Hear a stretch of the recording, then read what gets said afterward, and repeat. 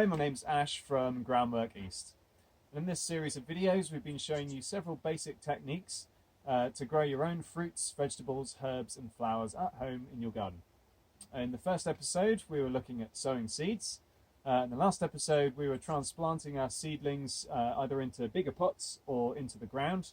And in this episode we're going to be showing you how to stake up or support your plants. Now some plants, sadly enough, grow too big to be able to support their own weight. Things like sunflowers or maybe tomatoes, taller tomato varieties, and they need something to stake in the ground and hold themselves next to stay strong and healthy. Other plants grow like vines, and they grab hold of things and cling on and pull themselves up, and that's how they grow. So these kind of plants, they need a little bit of help from us, and that's what we're going to do today.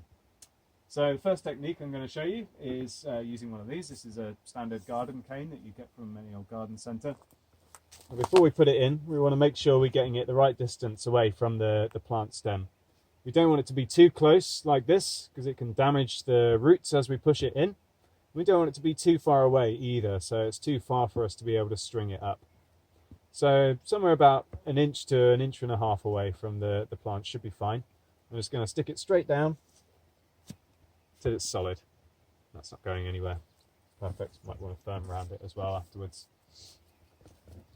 Now next we're going to need some twine. This is jute twine. This is a natural twine. I'll try not to use plastic because it can fall off and get into the soil and last forever, so I'll try to use stuff that's biodegradable. So this jute twine, once it's done, you can just cut it off and throw it in the compost heap.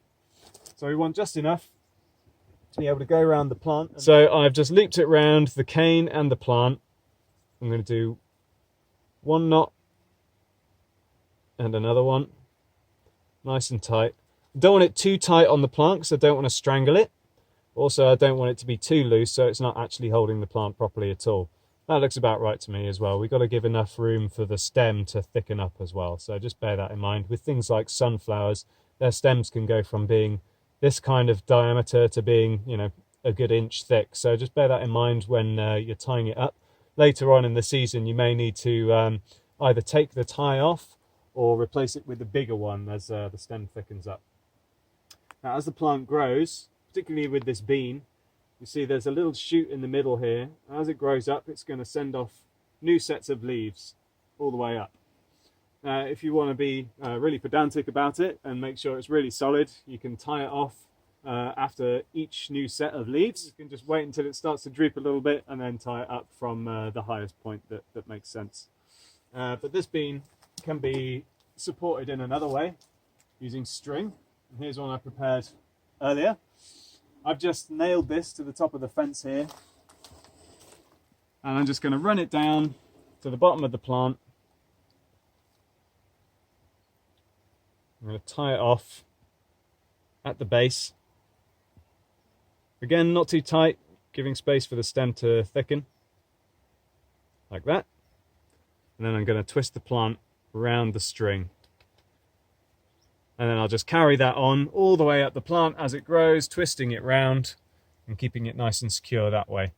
And that is pretty much it. There are several other different ways that you can use to support your plants. Things like trellises are good ways, and forming frames out of canes. But for the most part, this will get you through for most plants. Just a cane or some string is all you need, some scissors, and you're away.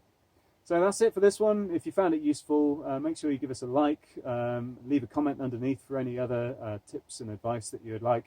Otherwise, share it with your friends and family, and we'll see you next time. Thanks for stopping by.